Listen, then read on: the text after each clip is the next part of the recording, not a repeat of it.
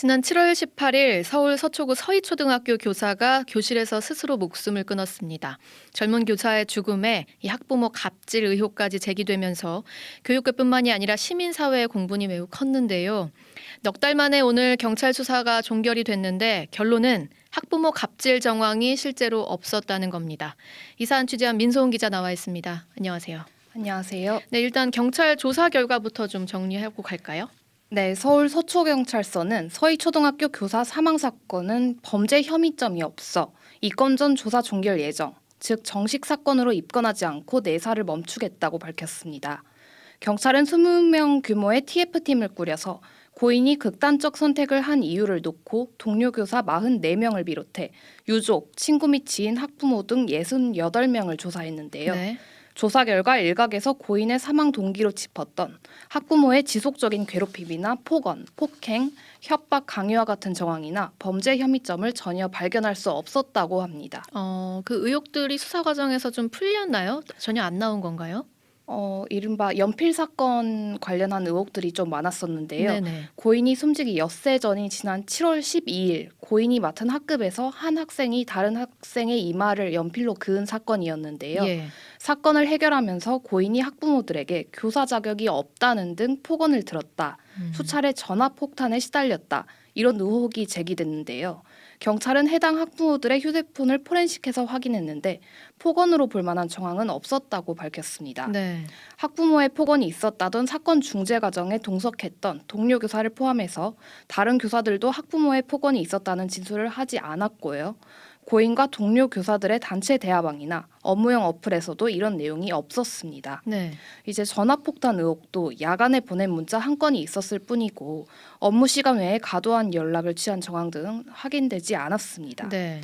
또 학부모가 개인 번호를 알아내서 개인적으로 전화했다는 의혹 또한 퇴근 후 학교 전화를 개인기기로 착신 전환을 할 때 고인이 실수로 업무용 번호 대신 개인 번호를 입력했고 이후 학부모가 개인 번호로 전화한 일이 없다고 밝혀진 바 있습니다. 자, 그런데 이 교사들 사망 사건이 이제 그 이후로도 계속 됐거든요. 이후에 뭐 학부모 갑질 이야기도 계속 이슈가 나왔었는데 지금 이렇게 내사 종결된 거잖아요. 이유가 뭔가요? 고인이 괜히 극단적 선택을 했겠냐, 무언가 있었을 네. 거다라는 게 지금 주된 여론인데요. 하지만 의혹만으로는 처벌할 수 없겠죠.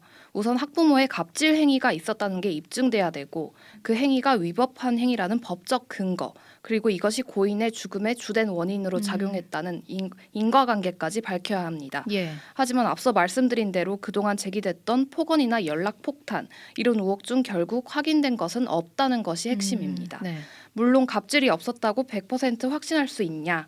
이건 또 다른 문제긴 합니다. 네네. 예를 들어서 경찰이 포렌식 과정에서 통화 녹음본까지는 구하지 못해서 통화 중에 무슨 말이 오갔는지는 간접적으로 좀 추론을 해야 하는 상황이었거든요. 네. 다만 경찰은 통화 전후로 오간 고인의 문자나 카톡 등을 보면 폭언이 있었다고 보기 어렵다고 말합니다. 네.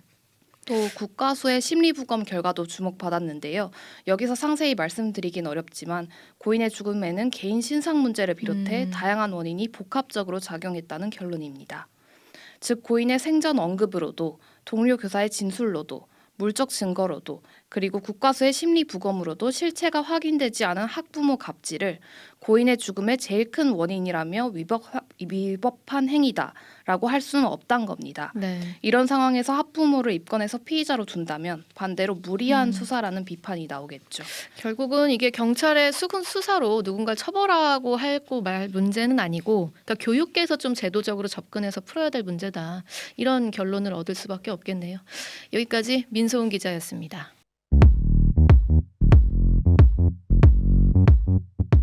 오늘 하루 뉴스 맥락 정다운의 뉴스톡이면 됩니다. 유튜브 노컷 채널 알림 설정하시면 매일 오후 5시 30분 실시간 참여하실 수 있습니다.